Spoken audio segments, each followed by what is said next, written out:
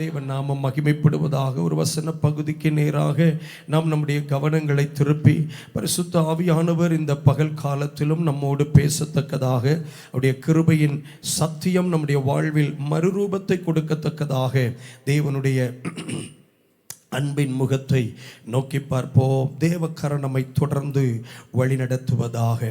கர்த்தர் நல்லவர், ஸ்தோத்திரம். தெய்வம் நம்மோடு கூட இந்த பகல் காலத்தில் பேசி நம்மை ஆசீர்வதிக்கும்படிக்கு. ஆமென். ஆதியாகமத்தின் புஸ்தகம் 17ஆம் அதிகாரம் 1வது வசனத்தை நாம் வாசித்து சில நிமிடங்கள் தியானிக்க கர்த்தர் இந்த 19வது நாளில் நமக்கு கிருபை தந்து ஆசீர்வதிப்பாராக. கர்த்தர் நல்லவர். ஆதியாகமம் 17:1. ஆபிராம் 99 வயதான போது கர்த்தர் ஆபிராமுக்கு தரிசனமாகி, நான் சர்வ வல்லமையுள்ள தேவன், நீ எனக்கு முன்பாக நடந்து கொண்டு உத்தமனாயிரு. ஹல்லேலூயா. நான் சர்வ வல்லமையுள்ள தேவன், நீ எனக்கு முன்பாக நடந்து கொண்டு உத்தமனாயிரு.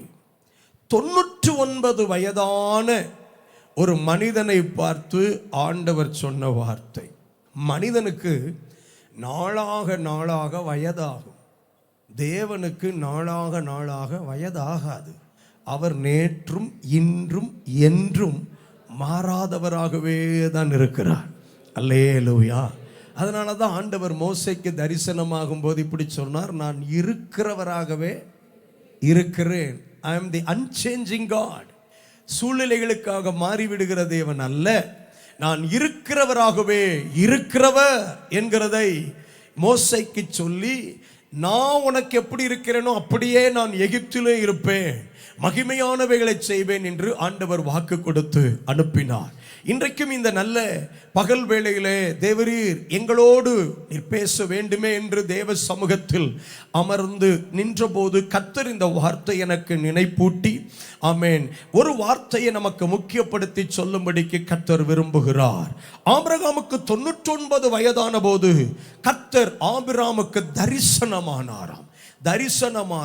தேவன் நமக்கு தரிசனமாவதற்கு வயது ஒரு தடை அல்ல, வயது ஒரு தடை அல்ல. சில நேரம் நம்ம சொல்லுவோம், ஆரம்ப நாட்கள் எல்லாம் கர்த்தர் எனக்கு நிறைய தரிசனமானார், நிறைய பேசினார், நிறைய என்னோடு இடைப்பட்டார். இப்பெல்லாம் ஆண்டவர் எனக்கு அதிகம் தரிசனமாவதில்லையே, ஆண்டவர் தம்மை எனக்கு வெளிப்படுத்துவதில்லையே. அப்படி இல்லை. அவர் நமக்கு எப்போதும் அவைலபிளான தெய்வமாக, நம்மை சந்திக்க வாஞ்சை உள்ளவராக, வல்லமை உள்ளவராகவே இருக்கிறார். அல்லேலூயா.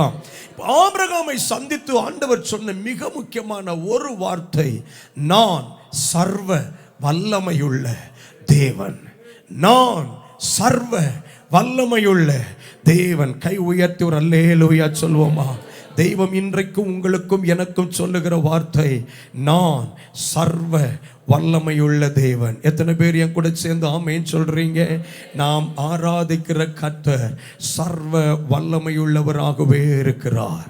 நம்முடைய தெய்வத்திற்கு ஆமென் இணையான ஒரு வல்லமை, இணையான ஒரு மகத்துவம், இணையான ஒரு நபர், இணையான ஒரு தெய்வம் இந்த பூமியில இல்லவே இல்லை.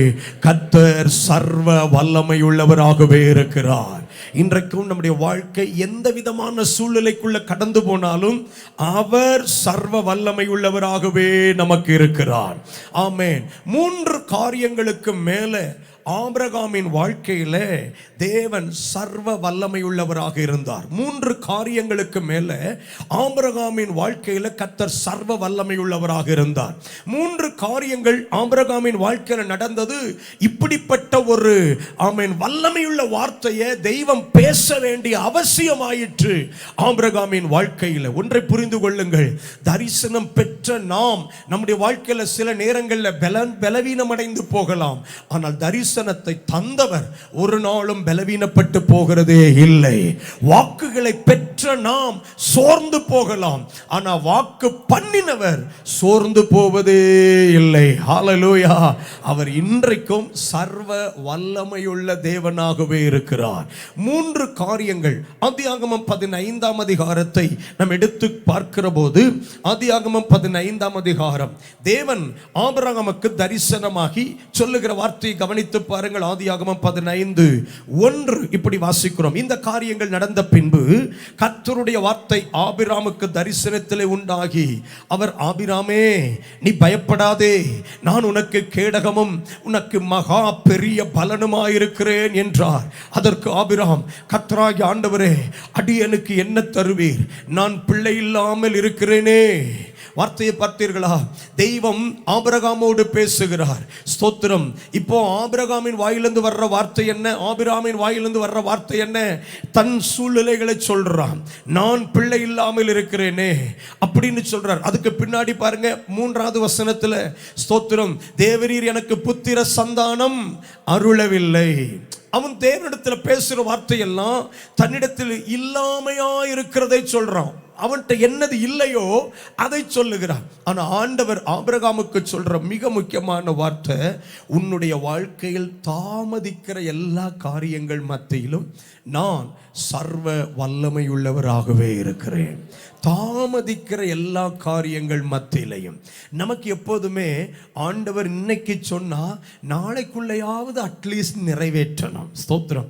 அல்லது அடுத்த சண்டே ஆராதனைக்கு வர்றதுக்குள்ளையாவது கர்த்தர் நிறைவேற்றணும். அப்பதான் நெக்ஸ்ட் வீக் வந்து நம்ம மைக்க பிடிச்சு தைரியமா சாட்சி சொல்லலாம். பாருங்கள், கடந்த வாரம் வந்தேன், கர்த்தர் எனக்கு வாக்கு கொடுத்தார், தேவன் எனக்கு கிருபையா நிறைவேற்றினார். நம்ம எல்லாம் அப்படிதான் எதிர்பார்க்கிறோம். ஆனா ஒன்றை புரிந்து கொள்ளுங்கள், தெய்வம் நமக்கு வாக்கு பண்ணும் போது, ஸ்தோத்திரம், உண்மையிலேயே அந்த வார்த்தைக்கு உள்ளாக நமக்கு அவர் எப்ப செய்ய போகிறார் என்பதை சொல்லல, நமக்கு செய்வேன் என்பதை கர்த்தர் வாக்கு கொடுக்கிறார்.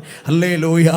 ஆனா நம்ம தான் அதை என்ன பண்றோம்னா, உடனே ஆண்டவர் அதை செய்ய போகிறது போலவும், நாளைக்கே நம்ம அதை பெற போகிறது போலவும் நினைச்சு, ஸ்தோத்திரம், பயங்கர உற்சாகமாயிடுறோம். நீங்க வேதத்துல கவனிச்சு பாருங்க, தாவீது அபிஷேகம் பண்ணப்பட்டு ஏறக்குறைய 14 ஆண்டுகள், சில வேத பண்டிதர்கள் 12 என்று சொல்லுகிறார்கள், ஆனா பல வேத பண்டிதர்கள் 14 ஆண்டுகள், after 14 years only he could able to be the king of all over Israel.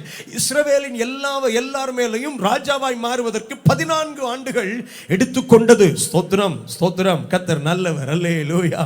ஆமா, யோசேப்புக்கு ஆண்டவர் வாக்கு பண்ணி அந்த வாக்குத்தத்தம் நிறைவேறுவதற்கு ஏறக்குறைய 22 ஆண்டுகள் எடுத்துக்கொண்டது. 22 ஆண்டுகள். ஸ்தோத்திரம். அல்லேலூயா. ஆமா, நம்ம நினைச்சிட்டு இருக்கோம் உடனே இல்ல, இட் டுக் இயர்ஸ். ஆபிரகாமுக்கு வாக்கு பண்ணி 25 ஆண்டுகள் எடுத்துக்கொண்டது. அந்த ஒன்று நம்ம சோர்ந்து போக கூடாது. ஓஹோ, நமக்கு இப்போ வாக்கு பண்ணா 2026 வாக்கு பண்ணா ஒரு 52 வாக்குல தான் நிறைவேற்றுவார் போல இருக்கு, அப்படி நம்ம நினைச்சிடக்கூடாது. ஆனா 2 விஷயம் இந்த காரியத்தில் நம்ம கவனிக்கணும். ஏன் தாமதமாகிறது? ஏன் தேவ திட்டங்கள் தாமதமாகிறது? ஸ்தோத்திரம்.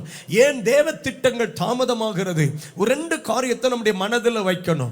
ஒன்று, தேவனுடைய வேளை வரவில்லை, ஆகவே அது தாமதமாகிறது. அல்லேலூயா. தேவனுடைய வேளை வரும்போதுதான் காரியங்கள் எல்லாவற்றிலும் மாற்றம் உண்டாகிறதை நாம் காண முடியும். ஆமென், ஆமென். கானா ஒரு கல்யாண வீட்டில், ஸ்தோத்திரம், மரியாள் வந்து இயேசுவிடம் சொல்றாங்க, அவர்களுக்கு திராட்சரசம் இல்லை. ஆக்சுவலா அங்க இல்லைன்னு இல்லை, குறைவுபட்டதுன்னு தான் இருக்குது. ஷார்டேஜ் வந்த உடனே மேடம் என்ன சொல்லிட்டாங்க? இல்லை, இல்லை. குறைவுபட்டதுன்னு சொல்லி இருக்கணும். ஆனா அங்க சொல்லப்பட்ட வார்த்தை என்ன? இல்லை. எப்போதுமே ஆண்டவர் இல்லை என்று வருகிற வரைக்கும் வெயிட் பண்ணுவார். அல்லேலூயா. ஏன் இல்லைங்கிற வரைக்கும் வெயிட் பண்ணுவார்னா, அந்த கொஞ்சத்தை வேற மாதிரி எது மாற்றினா நம்மால் என்ன சொல்லிடுவான்? அதுக்குள்ள ஏதோ நடந்திருக்கு சார், இல்லையா? கல்யாண வீட்டில் திராட்சரசம் இருக்கிற இடத்துல போய் இயேசு அற்புதம் செஞ்சா என்ன சொல்லியிருப்பான்? திரைக்கு பின்னாடி மறைச்சு வச்சாங்கடே, நம்மளை கண்ணை மூட சொல்லி ஜெபம் பண்ணி டக்குன்னு கொண்டு வந்து வச்சுட்டான்னுவான். அதனால் அவர் என்ன பண்ணாரு? கச்சாடி, ஆமென், தங்கள் கைகள் கால்களை கழுவும்படிக்கு வைக்கப்பட்டிருந்த கச்சாடிகளை கொண்டு வர சொல்லி அதுல தண்ணீர் நிரப்ப சொல்லி. எனக்கு என்ன ஆச்சரியம் பாருங்க, அற்புதம் கச்சாடியில நடக்கல. இயேசுநாதர் கச்சாடியை தொட்டு டச் டச் டச் டச்னு சொல்லி அத்தனை திராட்சரசமா மாத்தினாரா? மாத்தல.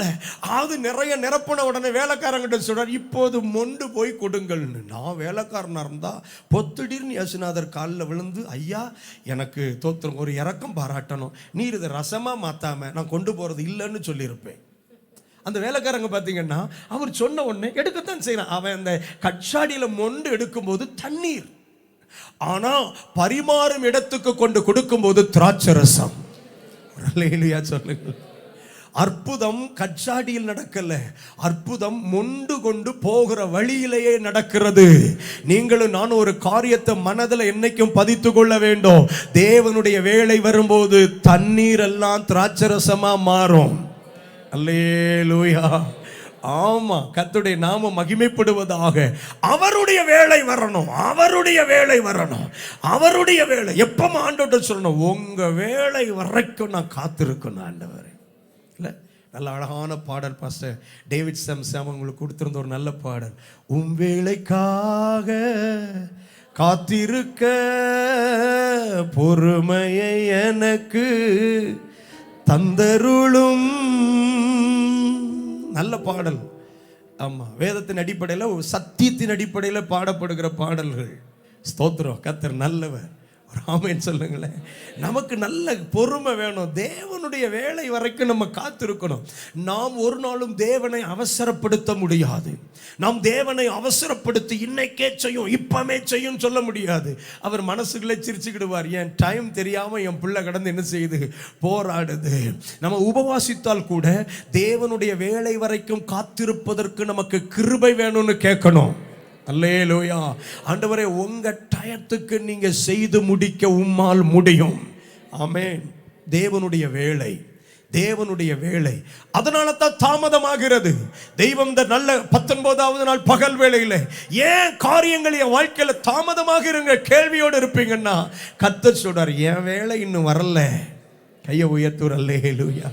ஆமா, தேவனுடைய வேலை வரும்போது ஆச்சரியமா கர்த்தர் காரியங்கள்ல மாற்றங்களை செய்வார். இரண்டாவது, ஏன் தாமதமாகிறது? ஏன் தாமதமாகிறது? நான் பக்குவப்படவில்லை, ஆகவே தாமதமாகிறது. நான் பக்குவப்படவில்லை. பாருங்க, திட்டம் மகா பெரிய திட்டம். அந்த திட்டத்தை யோசிக்கும் போது எனக்கே பிரமிப்பா இருக்குது. எனக்கா செய்ய போறீங்க ஆண்டவரே? என்னைய உண்டா செய்ய போறீங்க ஆண்டவரே? அதுக்கான ஒரு கெப்பாசிட்டி என்கிட்ட இல்லையே. அல்லேலூயா. அதற்கான ஒரு ஆயத்தம் எனக்குள்ள இல்லையே. உண்மையிலே யோசிச்சு பாருங்க, தேவன் நமக்கு சொல்ற வார்த்தையெல்லாம் கேட்கும்போது ஆமென், எஸ் நம்மளால ஏற்றுக்கொள்ள முடியுதா? கற்பனைக்கு அப்பாற்பட்டது. நம்ம சொல்றோம், ஆண்டவரே என்னால இது முடியாதப்பா. ஆனா ஆண்டவர் சொல்றாரு, கமா, நான் திட்டத்தை தருகிறவர் மட்டுமல்ல, அந்த திட்டத்துக்காக உன்னை திடப்படுத்துகிறவரும் கூட. அல்லேலூயா. நம்மை ஆயத்தப்படுத்துகிறார். ஏன் தாமதம்? என்ன இன்னும் இதற்காக கர்த்தர் பக்குவப்படுத்திக் கொண்டே இருக்கிறார். நல்ல ஒரு அல்லேலூயா. ஸ்தோத்திரம். ஆண்டவருடைய நாமம் மகிமைப்படுவதாக. பாருங்க, சொப்பனத்துக்கெல்லாம் அர்த்தம் சொல்லிட்டே இருந்தான். சொப்பனத்துக்கு முதல்ல யோசேப்பு தான் கண்ட சொப்பனத்துக்கு தானே அர்த்தம் எடுத்தான். நைட்டு சொப்பனம் வந்தது, இவனுடைய அரிக்கட்டு நின்றுதான், அண்ணமாருடைய அரிக்கட்டு எல்லாம் விழுந்து வணங்கிச்சுதான். விடிஞ்ச உடனே கூப்பிட்டானே, தான் வா, ஆசேர் வா, நப்தலி வா, எல்லாம் வா, உட்காரு. என்னல உட்காருனே. ஒரு விஷயம், என்னடா, நேற்று ஒரு சொப்பனம் கண்டேன் பாரு, என்னுடைய அரிக்கட்டுகள்லாம் நின்றுது, உன் அரிக்கட்டுலாம் வணங்கிச்சு. இப்போ என்னல விஷயம் தெரியுமா? நான் தான் லீடராக இருக்க போகிறேன். ஆண்டவர் பார்த்தாரு, இந்த பையன் ஒரு சொப்பனத்தை கொடுத்தேன், அமைதியாக இருப்பான்னு பார்த்தா உடனே அடுத்த நாளே ரிலீஸ் பண்ணிட்டானப்பா. சரி, இன்னொரு சொப்பனத்தை கொடுப்போம். சொப்பனத்தில் நட்சத்திரங்களையும் சந்திரனையும் சூரியனையும் சேர்த்து விட்டார் பாருங்க. இப்போ நம்ம ஆள் டேடியும் கூப்பிட்டார், கமான் டேடி நீனும் உட்காருப்பா அப்படின்ட்டு. அப்பாவையும் கூப்பிட்டு சொல்லிவிட்டார். ஆனா இந்த சொப்பனத்தின் விளைவு என்ன தெரியுமா? ஆண்டு கணக்கான போராட்டத்தின் வாழ்க்கை. ஒரு நாள் ராஜா கூப்பிட்டு சொல்றாரு, டே நீ இந்த சொப்பனத்துக்கெல்லாம் விளக்கம் சொல்வியாமே, சொப்பனத்துக்கெல்லாம் விளக்கம் சொல்வியாமே. பானபாத்திரக்காரன் சொன்னானப்பா, நீ விளக்கம் சொல்வியா? இவன் சொல்றான், நான் அல்ல ராஜாவே, நான் இல்லை. கர்த்தர் பார்த்தார், இப்பதான் பிள்ளைக்கு பக்குவம் வந்திருக்கு, நான் இல்லை. அதனால சொப்பனமா சொல்லுங்க, நான் சொல்றேன்னு சொன்னோம்னா இன்னொரு 10 வருஷம் போட்டிருப்பார். நம்முடைய வாழ்க்கையில தரிசனங்கள் தாமதிக்க காரணம் என்ன தெரியுமா? நான் இன்னும் பக்குவப்படலை, நான் இன்னும் பக்குவப்படலை. இதெல்லாம் விட பாருங்களேன், அவ்வளவு செஞ்சு முடிச்சுட்டு அண்ணமார் வந்து நிற்கிறாங்க. அண்ணமார்ட்ட சொல்றான், நீங்கள் அல்ல, தேவனே என்னை எகிப்துக்கு அனுப்பினார். It is not you. இதான் பக்குவம். இன்னும் ஏன் நமக்கு அற்புதம் நடக்கல தெரியுமா?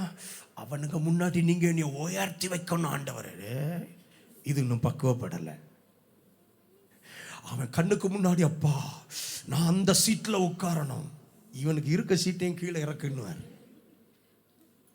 நம்முடைய நோக்கம் நம்ம ஏதோ மனிதர்கள்ட்ட போராடிட்டு இருக்கிறதா நினைக்கிறோம். நீங்க வேதாகமத்தில் பாருங்களேன், மன்னிக்கிறவர்கள், விட்டு கொடுக்கிறவர்கள். தாவீது சொல்றாரு, தாயும் தகப்பனும் கூட என்ன செஞ்சாங்க? கைவிட்டாங்கன்னு. ஆனா அந்த தாயையும் தகப்பனையும் தாவீது கைவிடல. தாவீது கைவிடல. அவங்களையும் அவங்க சகோதரர்கள் எல்லாரையும் தாவீது பராமரித்தான் என்று வேதத்தில் வாசிக்கிறோம். இந்த கேரக்டர் தான் பக்குவப்பட்ட கேரக்டர். காலர் தூக்கிட்டு சொல்லக்கூடாது, ஒரு நாள் நான் தான் உனக்கு சோறு போடுவேன் அப்படி சொல்லக்கூடாது. ஆண்டவரே எல்லாரையும் போஷிக்கத்தக்கதாக என்னை வைப்பீங்கன்னா நான் தாராளமாக மனசார செய்கிறேன் ஏசப்பா. அதுதான் பக்குவம். ஏன் எனக்கு தாமதமாகிறது? நான் இன்னும் பக்குவப்படவில்லை. அல்லேலூயா, நான் இன்னும் பக்குவப்படலை. ஆனால் ஆண்டவர் சொல்றாரு, உன் வாழ்க்கையில் எதெல்லாம் தாமதப்படுகிறதோ அதற்கு மேலெல்லாம் நான் இன்னும் சர்வ வல்லமை உள்ள தேவனாகவே இருக்கிறேன். வருஷங்கள் தான் தாமதிக்கிறது, தரிசனம் இன்னும் உயிர்ப்போடு தான் இருக்கிறது. தரிசனம் இன்னும் உயிர்ப்போடு தான் இருக்கிறது. ஆவியானவர் சிலரோடு இந்த பகல் வேளையில தீர்க்க தரிசனமாய் சொல்லுகிறார், தரிசனம் தாமதிக்கிறதே ஒழிய அது இன்னும் உயிர்ப்போடு தான் இருக்கிறது. அது நிறைவேற்றும்படிக்கு நான் இன்னும் வல்லமை உள்ளவராகவே தான் இருக்கிறேன். தாமதமானாலும் தடைகள் எத்தனை வந்தாலும் தரிசனம் நிறைவேறியே தீரும். தரிசனம் நிறைவேறியே தீரும். நிறைவேறியே தீரும். சர்வ வல்லமை உள்ள தேவன். இந்த 19வது நாள் தெய்வம் சபையில சர்வ வல்லமை உள்ள தேவனாக எழுந்தருள் இருக்கிறார். சர்வ வல்லமை உள்ள தேவனாக உங்க வாழ்க்கையில எதெல்லாம் தாமதிக்கிறதோ அதெல்லாம் எழுதிட்டு சொல்லுங்க, இவைகள் மேலெல்லாம் தேவன் சர்வ வல்லமை உள்ளவராகவே தான் இருக்கிறார். இது நிறைவேறியே தீரும். ஸ்தோத்திரம். 2வது ஆதியாகமம் 16ஆம் அதிகாரம். ஆபிரகாமின் வாழ்க்கையில் வந்த ஒரு பெரிய தடுமாற்றம். ஒரு பெரிய தடுமாற்றம். பரிசுத்தவான்களுடைய வாழ்க்கையெல்லாம் நம்ம உற்று கவனித்து பார்க்கிற போது எல்லாம் நல்லா போயிட்டு இருக்குது. ஆனா எங்கேயோ ஒரு இடத்துல என்ன பண்ணிடுறாங்க? ஒரு தடுமாற்றம். ஸ்தோத்திரம். நான் யோசித்து பார்த்தேன், ஏன் இந்த தடுமாற்றம்? 2 காரியம் ஆண்டவர் எனக்கு உணர்த்தினார். 1, இவங்க வாழ்க்கையில் தடுமாற்றம் வராட்டா நம்ம இவங்களை கடவுளாக்கி இருப்போம். ஆபிரகாம் மட்டும் ஆகார் விஷயத்தில் தடுமாறலன்னு வைங்களேன், நம்மெல்லாம் ஆண்டவருக்கு இணையா பக்கத்தில் ஒரு சீட்டு யாருக்கு போட்டிருப்போம்? ஆபிரகாமுக்கு போட்டிருப்போம். அவன் கடவுளியா, என்ன மனுஷன் இருப்போம். தாவீது மட்டும் உப்பரிகையில் போய் சுற்றி பச்சைபால் விஷயத்தில் வீழலன்னு வைங்களேன். என்ன பார்க்குறீங்க? நம்மளுக்கு தாவீதை கடவுளாக்கி இருப்பாங்க. 1, அப்படி ஒரு சம்பவம் நடக்காவிட்டால் அவர்கள் தேவனுக்கு சமமாய் மனிதர்களால் நினைக்கப்பட்டிருக்க வாய்ப்புகள் அதிகம் உண்டு. 2, விழுந்த அவர்களையும் நாம் திரும்ப எடுத்து பயன்படுத்தக்கூடும் என்றால் என் வாழ்க்கையில் வந்த வீழ்ச்சிகளை மாற்ற தேவனால கூடும். தேவனால கூடும். நான் ஏதோ விழுந்துட்டேன் அப்படின்னு நான் ஒரு குற்றமான சாட்சியிலேயே ஒடுங்கி நெருங்கி தூரம் போக தேவையில்லை. He can renew my vision. என் தரிசனத்தை எனக்குள்ள கர்த்தர் வைச்ச அந்த பரலோக திட்டத்தை திரும்ப புதுப்பித்து மேன்மையான விதங்களில் நிறுத்த முடியும். நிறுத்த முடியும். நிறுத்த முடியும். தடுமாற்றம். 2வது ஆண்டவர் சொல்றாரு, ஆபிரகாமின் வாழ்க்கையில் வந்த தடுமாற்றத்துக்கு மேலெல்லாம் நான் சர்வ வல்லமையுள்ள தேவனாகவே இருக்கிறேன். ஒரு தடுமாற்றம். ஒருவேளை இந்த 19வது நாளில் பாஸ்டர் நான் ஒரு காலத்தில் ரொம்ப ஆண்டவருக்காக ஷைன் பண்ணேன், ரொம்ப மகிமையா இருந்தேன், என் வாழ்க்கை பல்வேறு விதங்களில் தடுமாற்றத்தை சந்தித்து ஸ்தோத்திரம் இன்னைக்கு அந்த கிருபையெல்லாம் இழந்து போயிட்டேன்னு நினைக்கிற அளவுக்கு ஸ்தோத்திரம். ஒரு தேவ பிள்ளை வாழ்க்கையில் மட்டும் தடுமாற்றம் வந்தா சாதாரணமாக வராது. நீங்க தாவீதின் வாழ்க்கையில் வந்த தடுமாற்றத்தை பாருங்களேன். ஸ்தோத்திரம். என்ன துணிகரம் பாருங்களேன். அவர் அன்னைக்கு சாயங்காலம் மேலே போனது யதார்த்தமா இருக்கலாம், விட்டுருங்க. போனவர் கண்களின் இச்சையில் விழுந்தாரு, அப்புறம் மாம்ச இச்சையில் அவர் தோற்று போனாரு, அப்புறம் பாருங்க கொலகாரன் ஆயிட்டார். ஏங்க பரிசுத்தவான் மைண்ட்ல என்ன பிளான்லாம் இருந்திருக்குது பாருங்களேன். தேசம் யுத்தம் பண்ணது, யுத்தத்தில் தனக்கு இருந்த பராக்கிரமசாலிகள் ஒருவனா இருந்தவனை கூட ஒருத்தனை க்ளோஸ் பண்றதுக்காக பிளான் போட்டு கடிதம் எழுதி கொடுத்து இவனுக்காக ஒரு இராணுவமே ஒர்க் பண்ணுது. ராஜாவுக்காக இராணுவமே ஒர்க் பண்ணுது. அப்படி முன்ன போய் உரியா விட்ட உடனே எல்லாரும் பின்வாங்கணுமா. பெர்ஃபெக்டா செய்யறான் பாருங்க. யுத்தத்தை கூட இவ்வளவு பெர்ஃபெக்டா பண்ணிருப்பாங்களோ என்னமோ தெரியலங்க.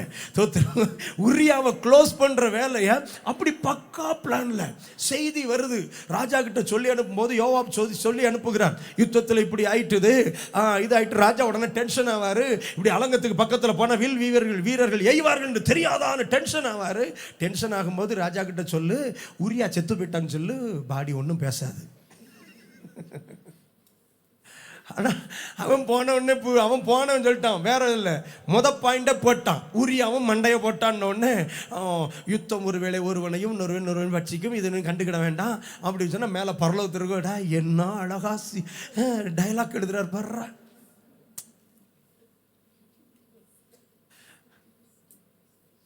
ஆனால் ஒரு விஷயம் மனதை ரொம்ப பாதித்தது. தேசம் வெற்றி பெற்றது, தேவ மனிதன் தோற்று போனான். தேசம் வெற்றி பெற்றது, ஆனா தோற்று போனது யாரு? தேவ மனுஷன். எங்க தேசமே தோற்று போனாலும் ஒரு தேவ மனிதன் தோற்க கூடாது.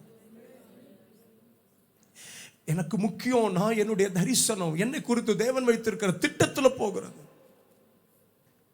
வேதாகமத்தின் சில காரியத்தை படிக்கும் போது மனபாரமா இருக்கும். தேசத்துக்கு வெற்றி, ஆனா தேவ மனிதனுடைய வாழ்க்கையில ஒரு பெரும் கரும்புள்ளி. அவன் நினைச்சான் எல்லாம் ஸ்மூத்தா போயிட்டு இருக்குன்னு. கதை சொல்லியே காரியத்தை புரிய வச்சாரு பாத்தீங்களா நம்ம ஆண்டவர். தாவீதுக்கு வேற எதை விட ஆடுன்னு ரொம்ப பிடிக்கும், அதனால ஆடை வச்சு கதை சொன்னார் ஆண்டவர். ஆடுன்னு அவனுக்கு உயிர். அதனால தெய்வத்துக்கு தெரியும்ல நம்ம ஆளுக்கு எந்த கதைன்னா இதயத்தை குத்தும்னு. ஆட்டை தூக்கிட்டு போயிட்டான், சமைச்சிட்டான்னு யார் அவன் எழும்பலாம் பாருங்க. அப்புறம் சொன்னார், நீதான் சார். சுத்தவான்கள் வாழ்க்கையில தடுமாற்றங்கள் அது சாதாரணம் அல்ல. என்னைக்குமே தடுமாற்றத்துக்கு இடம் கொடுத்துடக்கூடாது. தடுமாற வாய்ப்பு வரும்போது அதை எதிர்க்க பழகணும். கை உயர்த்துறாமே சொல்லுங்க. தெய்வ மனிதனாகிய யோசேப்பின் வாழ்க்கையில தடுமாறுவதற்கான வாய்ப்பு வந்த போது சூப்பரா மேற்கொண்டார் பாருங்களேன். ஒரு 5 ஃபார்முலா அவர் மைண்ட்ல இருந்தது. 5 ஃபார்முலா தடுமாற்றத்தை மேற்கொள்ள. இந்த 5 ஃபார்முலாயும் சிந்தையில வச்சிருந்தோம்னா அழகா மேற்கொள்ளலான்னு. ஆதியாகமம் 39ஆம் அதிகாரத்தை எடுத்துக்கோங்க. இந்த 5 காரியத்தையும் சிந்தையில வச்சிருந்தா எந்த தடுமாற்றத்தையும் மேற்கொள்ளலாம்.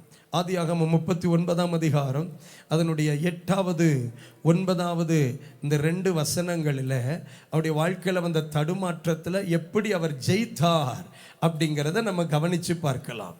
அவனோ தன் எஜமானுடைய மனைவியின் சொல்லுக்கு இணங்காமல் அவளை நோக்கி, இதோ வீட்டிலே என்னிடத்தில் இருக்கிறவைகளில் யாதொன்றை குறித்தும் என் ஆண்டவன் விசாரியாமல் தமக்கு உண்டான எல்லாவற்றையும் என் கையில் ஒப்பித்திருக்கிறார். இந்த வீட்டிலே என்னிலும் பெரியவன் இல்லை. நீ அவருடைய மனைவியா இருக்கிறபடியால் உன்னை தவிர வேறொன்றையும் அவர் எனக்கு விலக்கி வைக்கவில்லை.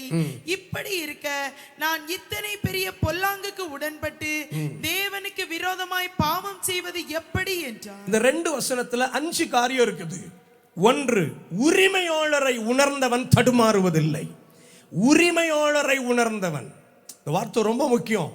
அவனோ தன் எஜமானுடைய மனைவியின் சொல்லுக்கு இணங்காமல். அந்த வேர்டு பார்த்தீங்களா?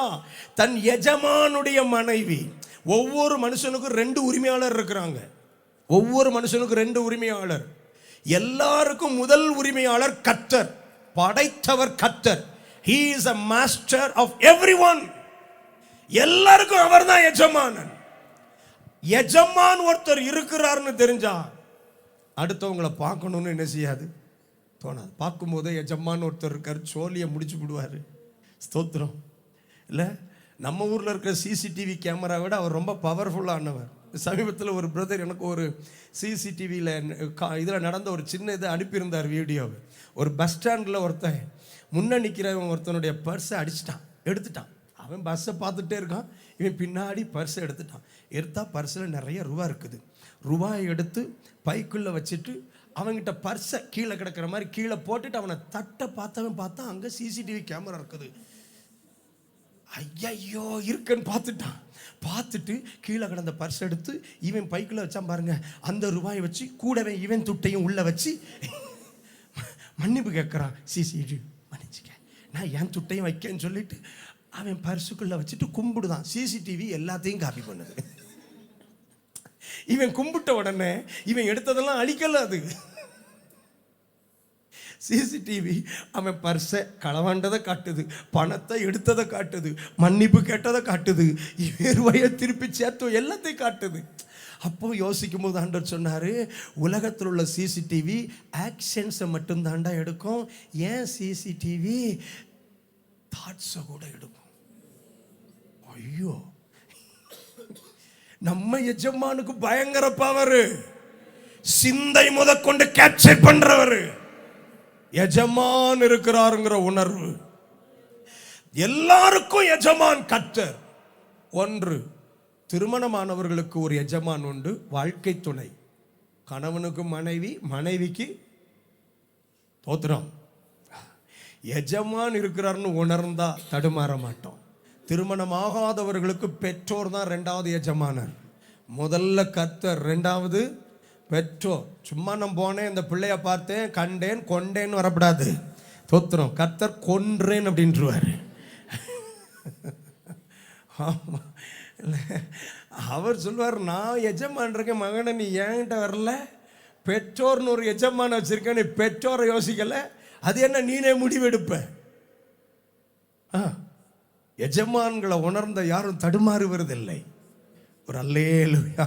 சரி, ரெண்டாவது, தடுமாறாமல் யோசேப்பு போகிறதுக்கு ரெண்டாவது காரணம் பொறுப்பை உணர்ந்தவன். பொறுப்பை உணர்ந்தவன். இந்த வார்த்தை ரொம்ப அழகா இருக்கு பாருங்களேன்.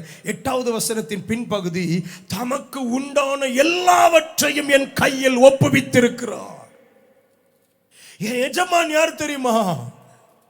எல்லாவற்றையும் என் கையில் ஒப்புவித்திருக்கிறார். I am accountable. நான் கணக்கு ஒப்புவிக்க வேண்டியவன். ஒரு ஆமென் சொல்லுங்க. பாருங்க, நம்முடைய ஒவ்வொரு செகண்ட், ஒவ்வொரு நொடியை குறித்து நம்ம ஆண்டவருக்கு கணக்கு ஒப்புவிக்கணும். ஒரு நாளைக்கு 84,000 வினாடிகள் நமக்கு கொடுக்கப்படுகிறது. 12 மணி அதிகாலையில் ஆனவொன்னே டான்னு நம்ம அக்கௌண்ட்ல ஒரு 84,000 செகண்ட்ஸை கர்த்தர் போட்டுட்டு சொல்றாரு, 84,000 செகண்டையும் நல்லா பயன்படுத்துன்னு. ஹலோ, இரவு 11:59 நிமிடமும் 59 வினாடி ஆக்கும்போது டக்குன்னு நம்ம ரிப்போர்ட் டக்குன்னு பரலோகத்துக்கு போகுது. 84,000 செகண்டையும் எங்க, எப்படி, யாருக்கு, எந்த விதத்தில் பயன்படுத்தணுங்கிற ரிப்போர்ட் டான்னு போகுது. இமெயில் இல்லை, ஹெச்மெயில் இல்லை, ஹெவன்லி மெயில் இல்லை, டெய்லி ரிப்போர்ட் மேலே போயிருது. 84,000 செகண்ட். என்ன பாக்கியம் பாருங்களேன். ஒவ்வொரு செகண்டையும் நம்ம எப்படி பயன்படுத்துறோங்கிறது ரொம்ப முக்கியம். கர்த்தர் தந்த பலனை எங்க செலவழிக்கிறோம் ரொம்ப முக்கியம். கர்த்தர் தந்த பணத்தை எப்படி செலவழிக்கிறோம் முக்கியம். கர்த்தர் தந்த வாய்ப்புகளை எப்படி செலவழிக்கிறோம் முக்கியம். ஆமென். ஆமா, I am accountable to the Lord. ஆண்டவருக்கு கணக்கு ஒப்புவிக்க வேணும். ஒவ்வொருவனும் கணக்கு ஒப்புவிப்பான் என்று வேதம் சொல்லுகிறது. ஒவ்வொருவனும். சரி, அப்போ யார் தடுமாற மாட்டாங்க? ஒன்று, உரிமையாளரை உணர்ந்தவன் தடுமாறுவதில்லை. இரண்டாவது, எனக்கு என் கையில் கர்த்தர் சில காரியங்களை ஒப்புக்கொடு, பொறுப்பை உணர்ந்து நிற்கிறவன் தடுமாற மாட்டான். மூன்றாவது, விலக்கப்பட்டதை உணர்ந்தவன் தடுமாறுவதில்லை. விலக்கப்பட்டதை உணர்ந்தவன்.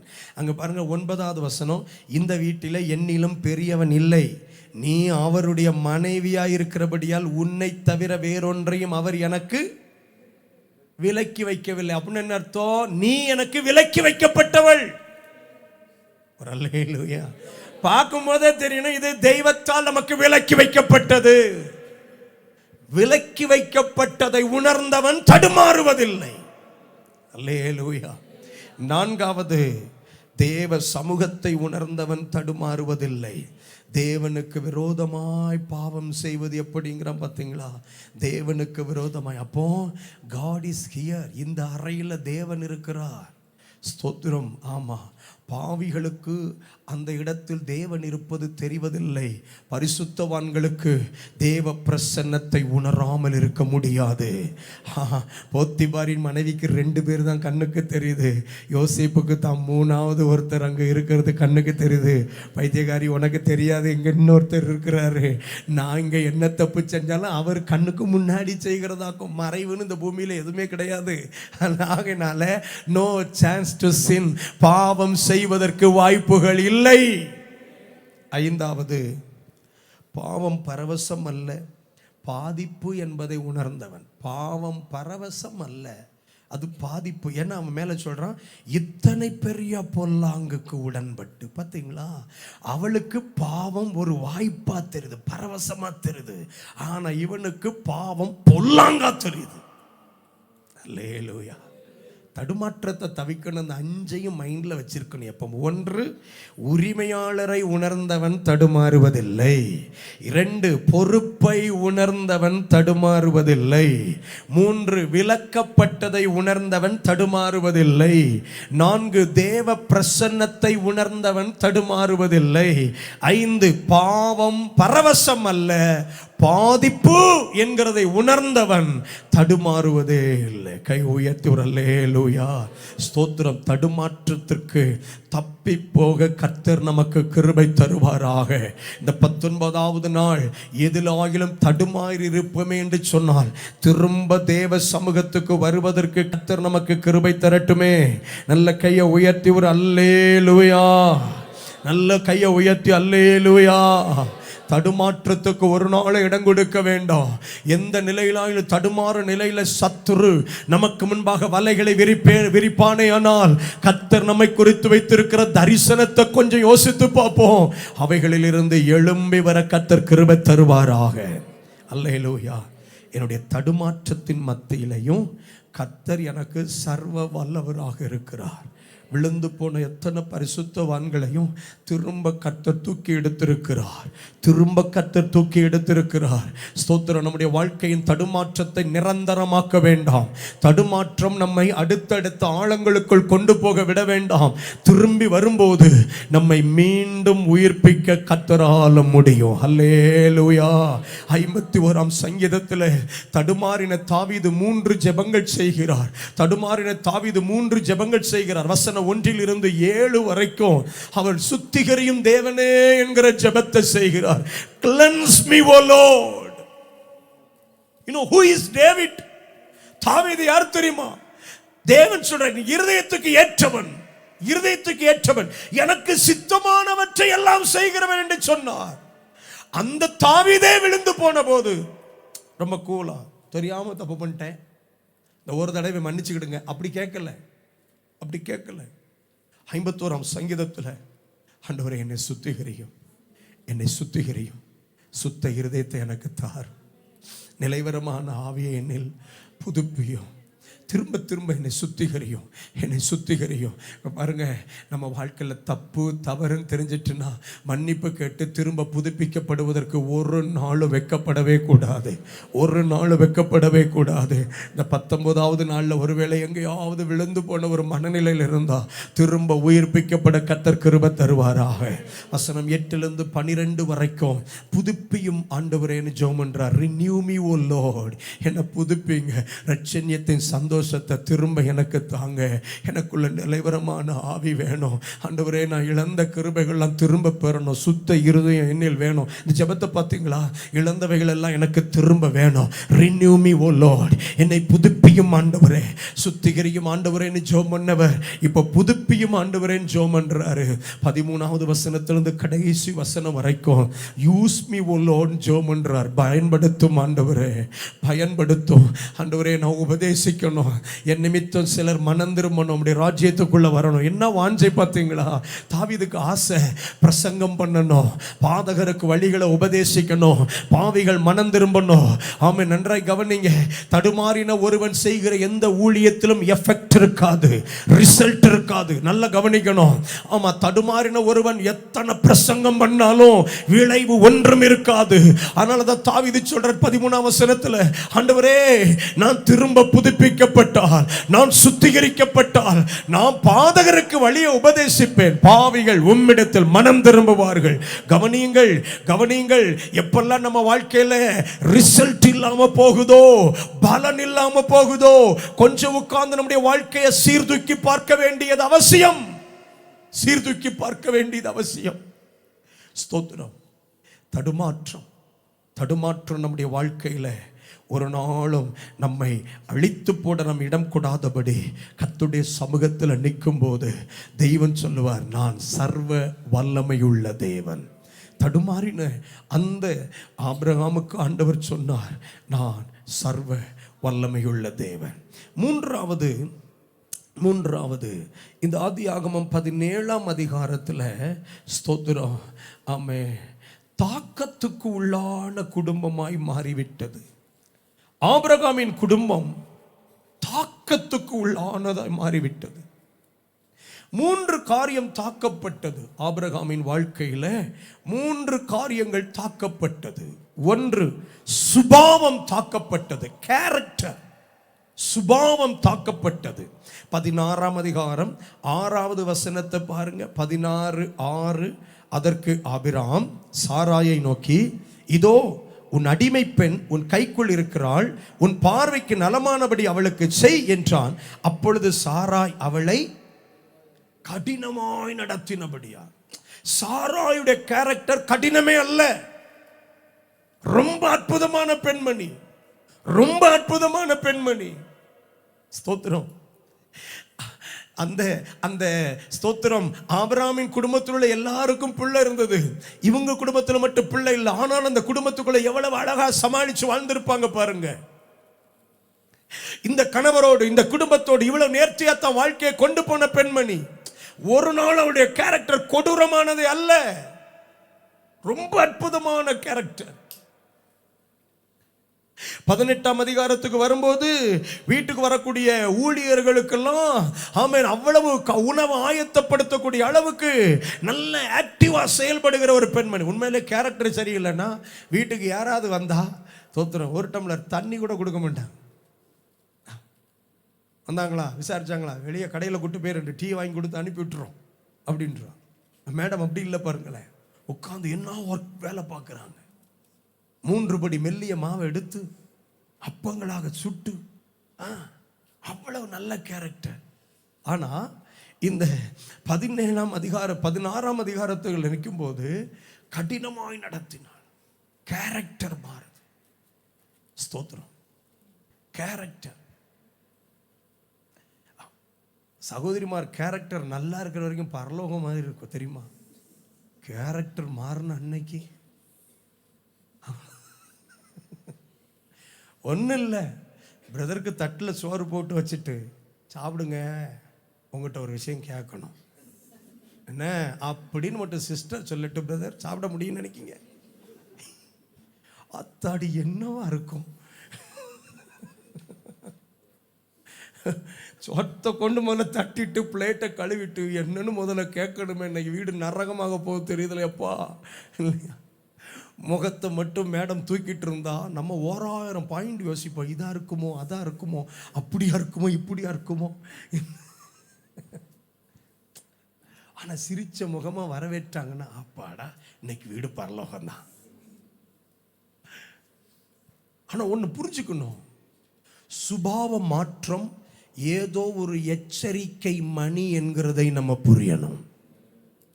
சுபாவ மாற்றம் ஏதோ ஒரு எச்சரிக்கை மணி. நாம் கூர்ந்து கவனிக்க வேண்டிய ஒரு விஷயம் நம்முடைய குடும்பத்துக்குள்ள வந்திருக்கிறது. நம்ம நினைச்சிட்டு இருக்கிறோம் ஆங்காங்க நடக்கிறது மாற்றாது. இல்ல, இட் அஃபெக்ட்ஸ் அவர் கேரக்டர். நல்ல நல்லா இருக்கிற குடும்ப உறவுக்குள்ள தேவையில்லாத எரிச்சல்கள், தேவையில்லாத கோபங்கள், பதிலாம் ஒன் வேர்ட் ஆன்சர் மாதிரி இருந்து பார்த்தீங்களா? கேள்வி 5 பக்கம் புருஷன் கேட்பாரு, ஒரே பதில் இல்லை, தெரியல, பார்க்கலாம்.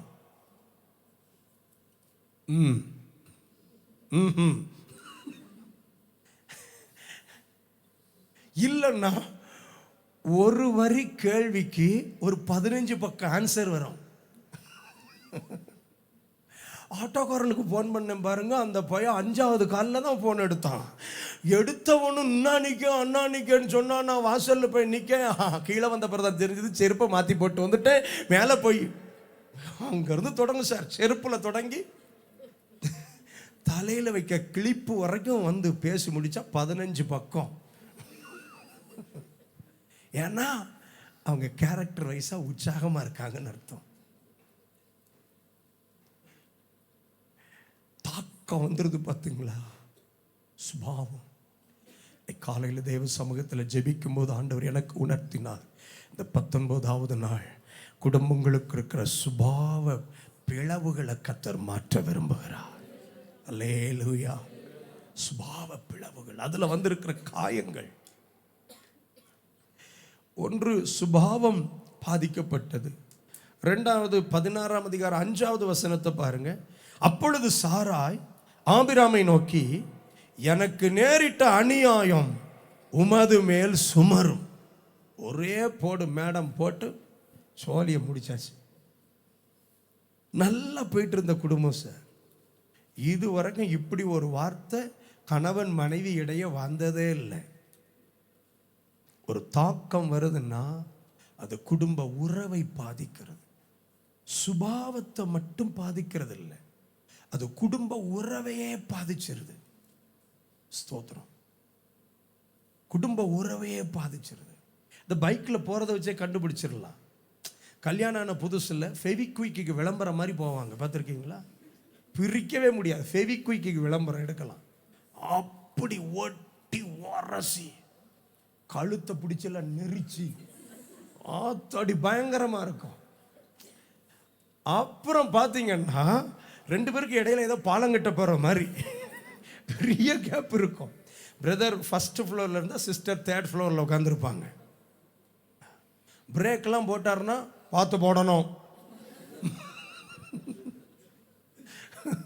கல்யாணம் புதுசில் இன்னும் 4 தடவை பிரேக் போட மாட்டாரா? இப்போ அப்படி இல்லை, பயங்கர சேஃபா இருக்குது. வண்டி நிக்க முன்னிட்டே பார்ட்டி இறங்கிடுவாங்க. யார் உட்காந்து போட்டு அந்த சத்தமே ஒரு மாதிரி காட்டு. பார்த்திருக்கீங்களா? உறவுகள் பிரிந்திருக்கிறோம்.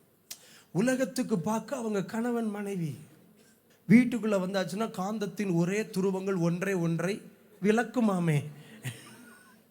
அந்த மாதிரி வீட்டுக்கு உள்ள நுழையாம செருப்பை கலட்டின உடனே மேடம் ஒரு ரோட்டு, ஐயா ஒரு ரோட்டு, அப்புறம் பிள்ளைகள் தான் தூதுவர்கள். உங்கள் அப்பனுக்கு என்ன வேணும்னு கேட்டுவா, உங்கள் அம்மா இன்னும் டீ போடலையான்னு கேட்டுவா, டீக்கு நல்ல சீனி போடணும் உங்கள் அம்மைக்கு தெரியாதா, உங்கள் அம்மைக்கு என்னைக்கு தான் புத்தி வரும், எல்லாம் பிள்ளை.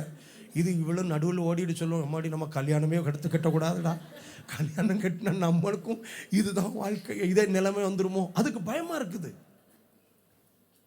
குடும்ப உறவுகளுக்குள்ள என்ன பிரிவினை பாருங்க, ஒரு தாக்கம். நல்லா இருந்த குடும்பம் சார், அவ்வளவு ஆசீர்வாதமா ரோல் மாடலா இருந்த குடும்பம். இப்போ மனைவி சொல்றா, என் மேல வந்த அநியாயம் உன் மேலதான் சாரும்.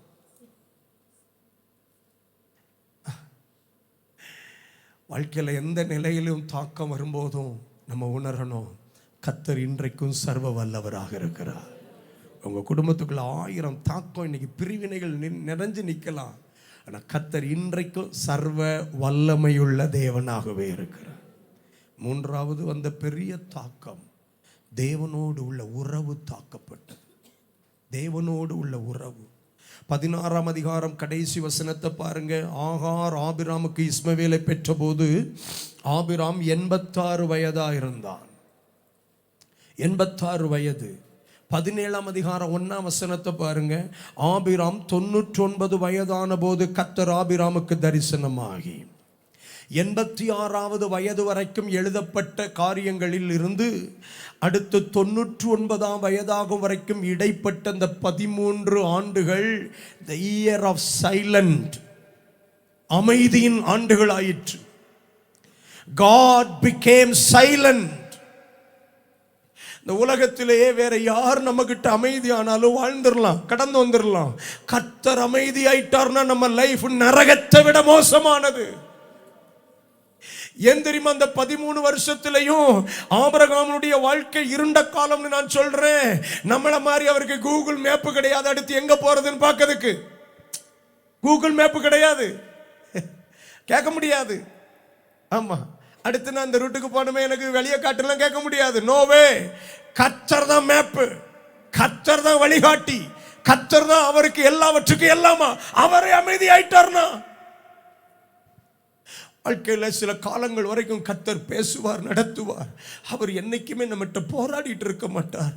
அவர் அமைதி ஆயிட்டார்னா நம்ம வாழ்க்கையை டோட்டலாக தான் ஒரே இடத்துல தேங்கி கிடந்த தண்ணீர் போல கிடக்க வேண்டியதாகிவிடும். ஆனால் கர்த்தர் சொல்றாரு, 13 வருஷமா நான் அமைதியாக இருந்து பார்த்துட்டேன், இனி என்னால் அமைதியாக இருக்க முடியாது. நான் சர்வ வல்லமையுள்ள தேவன். உன்னோட காரியங்கள் எல்லாம் நான் சரிப்படுத்தி உன் சூழ்நிலைகளுக்குள்ள ஒரு அற்புதத்தை நடப்பிக்க விரும்புகிறேன். இன்னைக்கு காலையில் நான் ஜெபிக்கும் போது கர்த்தர் எனக்கு இப்படி சொன்னார், the environment is going to change. சூழ்நிலை என் ஜனத்திற்கு மாறப்போ சூழ்நிலை என் ஜனத்திற்கு மாறப்போகிறது. எத்தனை பேர் விசுவாசிக்கிறீங்க? கர்த்தருடைய வார்த்தை நம்முடைய வாழ்க்கைக்குள்ள வரும்னா நம்முடைய சூழ்நிலை டோட்டலா மாறிடும். ஹல்லேலூயா, ஆமென். தாமதத்தினால் வந்த பாதிப்பு, தடுமாற்றத்தினால் வந்த பாதிப்பு, ஆமென், ஸ்தோத்திரம், தாக்கத்தினால் வந்த பாதிப்பு, இதன் மத்தியில கர்த்தர் சொல்றாரு, நான் சர்வ வல்லமையுள்ள தேவன். இன்னொரு 15 நிமிடம் நம் தேவ சமூகத்தில் ஜெபிக்க போகிறோம். இந்த 19வது உபவாச தினத்தில் நீங்களும் நானும் எந்த நிலையோடு ஆலயத்துக்குள்ள வந்தோமோ ஆவியானவர் இந்த வார்த்தையை சொல்லுகிறார், உன் சூழ்நிலை மாறுகிற நாள் இது. Your environment is going to be changed entirely. சூழ்நிலை 100க்கு 100 மாறப்போகிறது. விசுவாசிக்கிறீர்களா? முழங்கால் படியிட்டு நம்ம ஜெபிக்க தொடங்க போகிறோம். முழங்கால் படியிட்டு ஜெபிக்க தொடங்க போகிறோம். கர்த்தர் இந்த வார்த்தையை திரும்பவும் சொல்லுகிறார், நான் சர்வ வல்லமையுள்ள தேவன், நான் சர்வ வல்லமையுள்ள தேவன். உன் தாமதங்கள் மத்தியிலும் நான் சர்வ வல்லமையுள்ள தேவன். உன் தடுமாற்றங்கள் மத்தியிலும் நான் சர்வ வல்லமையுள்ள தேவன். உனக்கு நேரிட்டிருக்கிற தாக்கங்கள் மத்தியிலும் நான் சர்வ வல்லமையுள்ள தேவன். கொஞ்சம் வாய் திறந்து ஆண்டவரை ஸ்தோத்திரம் பண்ண போகிறோம். தெய்வமே, நீர் சர்வ வல்லவராகவே இருக்கிறபடியால் நன்றி. தரிசனம் தந்தவர் சர்வ வல்லவராகவே இருக்கிறபடியால் நன்றி. நீர் செய்ய போகிற மகத்துவமான காரியங்களுக்காக நன்றி. கர்த்தருக்கு மனதார துதிகளை ஸ்தோத்திரங்களை செலுத்துவோம். மனதார துதிகளை ஸ்தோத்திரங்களை செலுத்துவோம். உள்ளத்தின் ஆழத்திலிருந்து thank you Lord.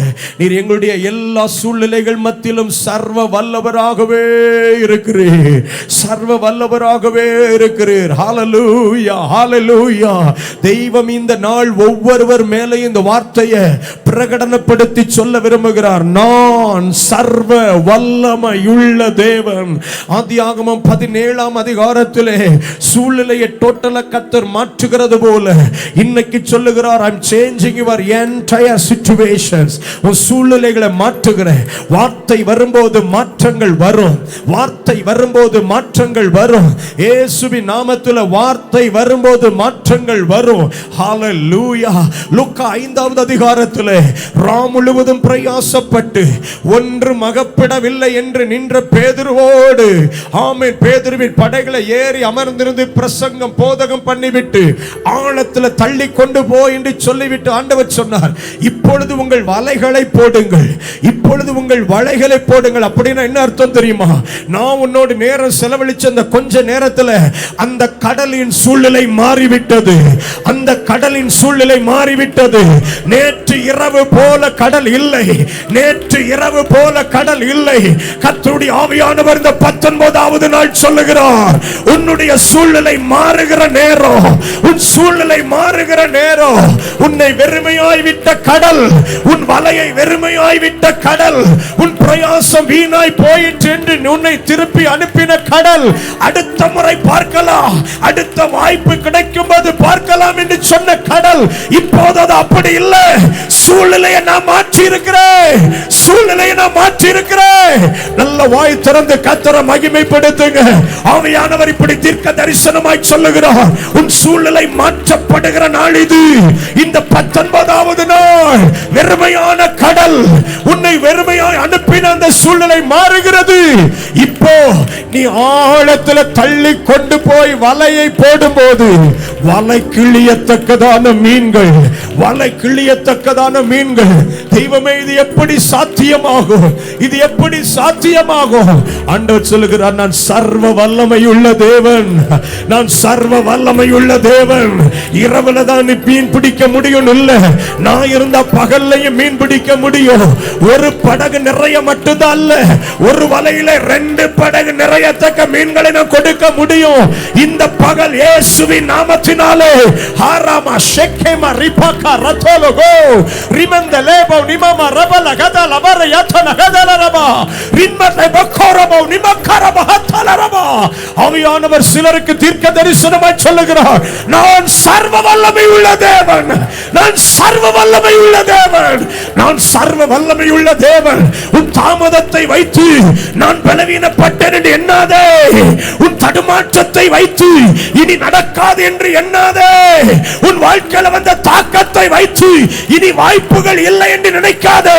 நான் நான் நான் நான் நான் நான் நான் சர்வ வல்லவரோ ரிபகத்தியால ரபலரா ரதனம லகத்தியந்தலரபா. நல்ல ஆவியில நிரம்பி ரிசீவ ஹரேமோ ஷெஹிமத்தியந்தலரபா. இந்த மகத்துவத்தை, இந்த மகத்துவத்தை பெற்றுக்கொள்ளுகிற நேரம், பெற்றுக்கொள்ளுகிற நேரம், பெற்றுக்கொள்ளுகிற நேரம், பெற்றுக்கொள்ளுகிற நேரம். கடந்த கால தோல்வியின் எண்ணங்களை அழித்து எதிர்கால தரிசனத்திற்காக சிலரை கர்த்தர் இந்த பகல் அபிஷேகித்து அடையாளப்படுத்துகிறார். ஆண்டுகளாய் தாமதித்தவைகள், ஆண்டுகளாய் தாமதித்தவைகள், சில மாதங்களாய் தடுமாற்றமாய் இருந்தவைகள், உன் வாழ்க்கையை தாக்கினவைகள், இந்த பகல் மாறுகிறதே, மாறுகிறதே, மாறுகிறதே, மாறுகிறதே, மாறுகிறதே, மாறுகிறதே. ரகுல ரபல தரப ரிபல கதரபல தியத்தனமா. உன் பிரயாசம் இன்னைக்கு வரைக்கும் வீணா போயிருக்கலாம், இதுவரை என்னுடைய அத்தனை முயற்சிகளும் வேஸ்ட் என்று சொன்னாயே. கர்த்தர் சொல்லுகிறார், இனி அப்படி இல்லை, இனி அப்படி இல்லை. உன் பிரயாசத்துக்கான பலனை நீ நிறைவாய் பெறும் காலங்கள் வந்தது, நிறைவாய் பெறும் காலங்கள், நிறைவாய் பெறும் காலங்கள். ரகலமந்த ரபௌ நிகல தரபல ரேலெ ஷெக்கெம ரத்தி அந்தலரபா லெட்மர கத்பரஹோரபு. Environment changes. ஆவியானவர் இந்த வார்த்தையை திரும்ப எனக்கு சொல்லுகிறார், சூழ்நிலையை மாற்றுகிறேன், சூழ்நிலையை மாற்றுகிறேன், கற்பத்தின் சூழ்நிலையை மாற்றுகிறேன். ஆரோ ஷஹோ ஸ்வரோ கற்பத்தின் சூழ்நிலையை மாற்றுகிறேன். இனி அது பலனடையும், இனி அது பலனடையும், இனி அது பலனடையும். கோரோலோ ரினேமா ஷெஹிமா கத்தலரபா லதுனா கத்த ரகனேது ரியந்தலதுரா ரேகி மஹந்துனே மெஹேலே ரிமெக்கலே பௌதாரத்தன ரஹத்திரபலி அந்தலரபா. ஹalleluya, ஹalleluya, ஹalleluya, ஹalleluya, ஹalleluya. தாக்கப்பட்ட குடும்பத்துக்குள்ளாக, தாக்கப்பட்ட குடும்பத்திற்குள்ளாக, சுபாவங்கள் தாக்கப்பட்ட குடும்பத்திற்குள்ளாக, உறவுகள் தாக்கப்பட்ட குடும்பத்துக்குள்ளாக தேவனோடு உள்ள அன்பின் ஐக்கியத்தை இழந்து நிற்கிறோம் பாஸ்டர். ஒரு காலத்துல குடும்பமா அப்படி ஜெபம் பண்ணுவோம், ஒரு காலத்துல நாங்க ஆவிக்குரிய வாழ்க்கையில அனலா இருப்போம். Now we have lost everything. இதெல்லாம் இழந்து நிற்கிறோம்னு சொல்றீங்களா? கர்த்தர் இந்த 19வது நாள் மன நிறைவோட சொல்றாரு, உன் விஷயத்தை இனி நிறுத்து, நான் சொல்லட்டும், நான் சொல்லட்டும். உன்னை அழைத்தவர், உன்னை தெரிந்து கொண்டவர், இம்மட்டு நடத்தின கர்த்தர் சொல்லுகிறார், நான் சர்வ வல்லவராய் இருக்கும் வரையில உன் தாக்கங்கள் மாற்றப்பட முடியும், உன் தாக்கங்கள் மாற்றப்பட முடியும். இயேசுவின் நாமத்தினால தாக்கப்பட்ட குடும்பங்கள் மேல சர்வ வல்லமையுள்ள தேவனுடைய மகிமை, சர்வ வல்லமையுள்ள தேவனுடைய மகிமை தாக்கப்பட்ட குடும்பங்கள் மேல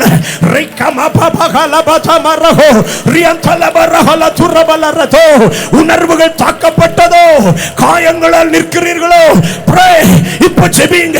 தாக்கப்பட்ட குடும்பங்கள் சர்வ வல்லமையுள்ள தெய்வத்துடைய ஆளுகைக்குள்ள வருகிறது. சர்வ வல்லமையுள்ள தெய்வத்தின் ஆளுகைக்குள்ள மகள் பனோ ஷெஹமரதலோ ரினாத ரபகத்தியா கலரபா ரிமந்த ரபௌதரல ஹத்தலரபா கீலவன் அந்தர கலவ ஹத்தரபல தரபா லிதன கரபதி அந்துன ரெவேலவே. சுபாவங்கள் ஆமென் முன்பு போல நான் இல்ல. இப்போ நிறைய எரிச்சல் அடைகிறேன், நிறைய கோபப்படுறேன், நிறைய மன்னியாம எனக்குள்ள வருது. ஓ, தேவையற்ற சுபாவங்கள் எழும்புதுன்னு சொல்லுகிற சிலரை தெய்வம் இன்னைக்கு பகல் விசேஷமாய் தொடுகிறார். ஓவரா சிக்கி மரஹத்தோரோ. சுபாவங்கள்ல மறுரூபத்தை கர்த்தர் கட்டளையிடுகிறார். சுபாவத்தில் மறுரூபத்தை கர்த்தர் கட்டளையிடுகிறார். இயேசுவின் நாமத்தினாலே, இயேசுவின் நாமத்தினாலே. ஓ கரபலதரபா ரேலமனரியந்தரபா லென்மர கத்தரபாகலதி அந்தரபா ரகபலபனரியத்தலரோ. Glory, glory, hallelujah, hallelujah, hallelujah, hallelujah, hallelujah, hallelujah, hallelujah. எங்கள் மத்தியில் உலாவிடும் எங்களோடென்றும் வாசம் செய்யும். எங்கள் குடும்பத்தில் உலாவிடும், எங்கள் குடும்பத்தில் உலாவிடும் எங்களோடென்றும் வாசம் செய்யும். எங்கள் சபையிலே உலாவிடும் எங்களோடென்றும் வாசம் செய்யும். எங்கள் தேசத்தில் உலாவிடும் எங்களோடென்றும் வாசம் செய்யும். இது மனிதர்கள் மத்தியில் வாசம் செய்பவரே, எங்கள் நடுவிலே வசித்திட விரும்பிடும் தெய்வமே. இதோ மனிதர்கள், இதோ மனிதர்கள் மத்தியில் வாசம் செய்பவரே, எங்கள் நடுவிலே வசித்திட விரும்பிடும் தெய்வமே. எங்கள் குடும்பத்தில் உமக்கு சிங்காசனம், சிங்காசனம் அமைத்திட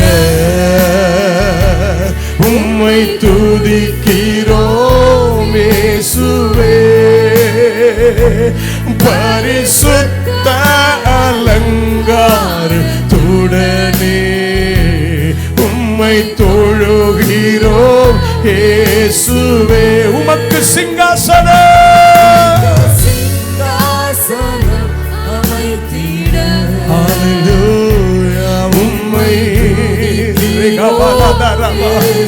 இயேசுவே. பரிசுத்த அலங்காரத்துடனே உம்மை தொழுகிறோம் இயேசுவே. எங்கள் மத்தியில், எங்கள் மத்தியில் உலாவிடும் எங்களோடென்றும் வாசம் செய்யும் இயேசுவே. எங்கள் மத்தியில் உலாவிடும் எங்களோடென்றும் வாசம் செய்யும். கரம் உயர்த்தி எங்கள் மத்தியில் உலாவிடும் எங்களோடென்றும் வாசம் செய்யும் இயேசுவே.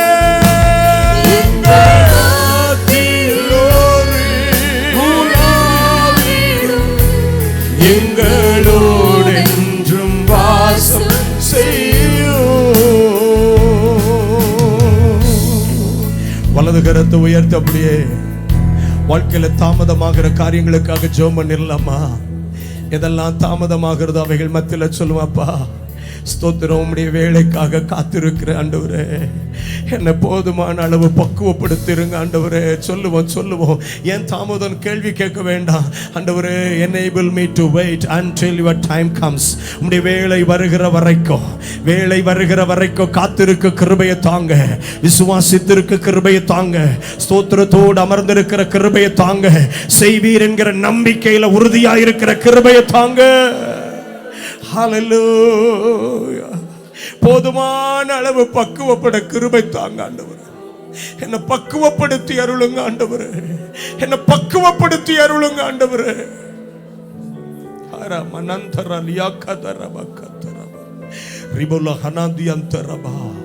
எந்த நிலையிலும் தடுமாறாதபடி காத்துக்கொள்ள கிருபை தாங்கப்பா. ஆபிரகாம் வாழ்க்கையில வந்த ஒரு தடுமாற்றம் இன்னைக்கு ஆண்டவர் சொல்லுகிறார், எச்சரிப்பாகவும் ஆலோசனையாகவும் சொல்லுகிறார். தடுமாற்றத்தை தவிர்த்து விடு, இடம் கொடுத்து விடாத. ஒரு யோசேப்பை போல தடுமாற்றத்துக்கு நீ இடம் கூடாது. ஒரு யோசேப்பு தன்னை காத்து கொண்டது போல காத்துக்கொள்ள எங்களுக்கு கிருபை தந்து நிறுத்துங்க ஆண்டவரே. விசேஷமாக தாக்கப்பட்ட நிலைகள் மாற்றப்பட நாங்கள் ஜெபிக்கிறோம் தகப்பனே. இந்த காலை வேளையில இந்த வார்த்தைகளை தந்து சபையோடு சொல்ல சொன்னேன்.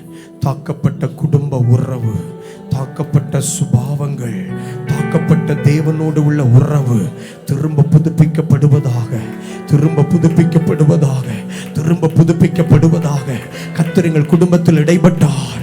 எங்க குடும்பத்துக்குள் இருந்த அந்த காயங்களை ஆற்றினார். ஸ்தோத்திர, காரணம் அறிய முடியாத அந்த கண்ணீர் மாறிற்று.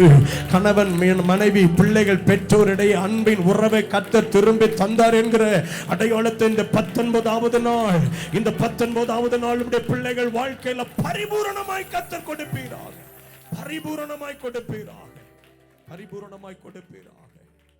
ஹல்லேலூயா.